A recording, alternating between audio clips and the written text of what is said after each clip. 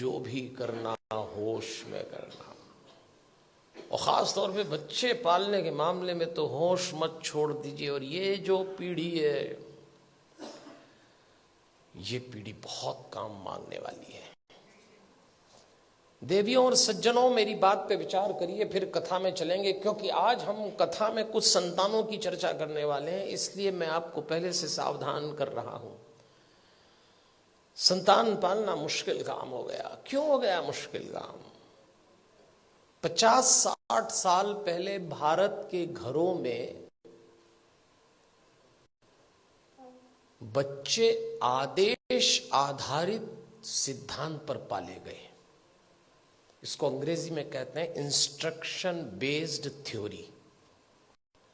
50-60 साल पहले, उनमें से कुछ लोग बैठे होंगे, घर का कोई एक सदस्य, दादा हो, पिता हो, बड़ा भाई, आदेश देता था और सबको पालना था। कोई चांस नहीं था माना करने का। आदेश आधारित सिद्धांत पे संतानें पाली गई और योग्य भी हो गई। समय बीत गया, वो सिद्धांत चला गया, दूसरा आया। और दूसरा सिद्धांत आया विचार विमर्श पर आधारित।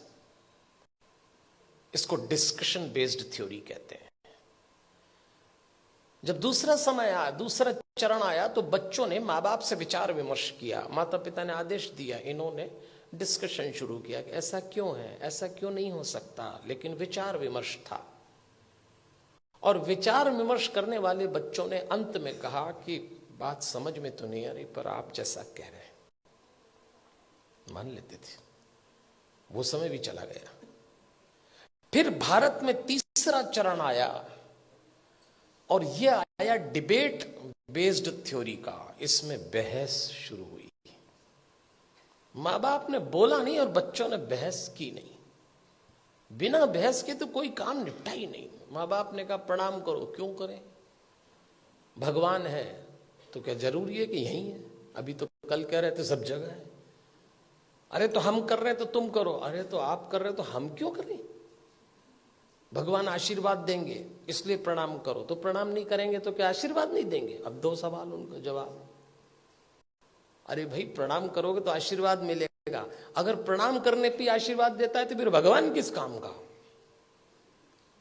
आप एक काम बोलिए, वो बहस शुरू कर देंगे। और इस पीढ़ी ने जब बहस शुरू की तो इसको एक गलत फहमी भी हुई कि हमें अपने माँ बाप से ज्यादा अकल है। यहां से खतरा शुरू चालू हो गया। ये तीसरा चरण था। फिर चौथा चरण आया। इंस्ट्रक्शन बेस्ड थ्योरी चली गई, डिस्कशन वाला दौर चला गया, डिबेट वाला दौर भी चला गया। अब डिनाई का दौर आया। माँ बाप ने बच्चों से कहा और उन्होंने इनकार। नो, इनकार तो आजकल ऐसे करते हैं, कोई काम बोलो नहीं, नहीं तो जैसे नाक पे रखा है। इस समय यह दौर चल रहा है, और इसका परिणाम आया कलह। धीरे धीरे माता पिता और बच्चों के बीच में कलह चालू हो गया। बाहर का वातावरण बहुत खतरनाक है। आप अपने बच्चों को घरों में संस्कार दे रहे हैं, समझाइश दे रहे हैं, परंपरा सिखा रहे हैं, बच्चे जरा सा देहरी पार जाते हैं, दुष्कर्मों की, वासनाओं की आंधियां चल रही हैं, दुराचरण के थपेड़े चल रहे हैं। कैसे बचाएंगे इन बच्चों को? और सुनते हैं नहीं, कलह शुरू हो गया। एक वक्त था जब बच्चे बड़े होते थे, बाप की छाती चौड़ी हो जाती थी, मां का मुखड़ा खिल जाता था।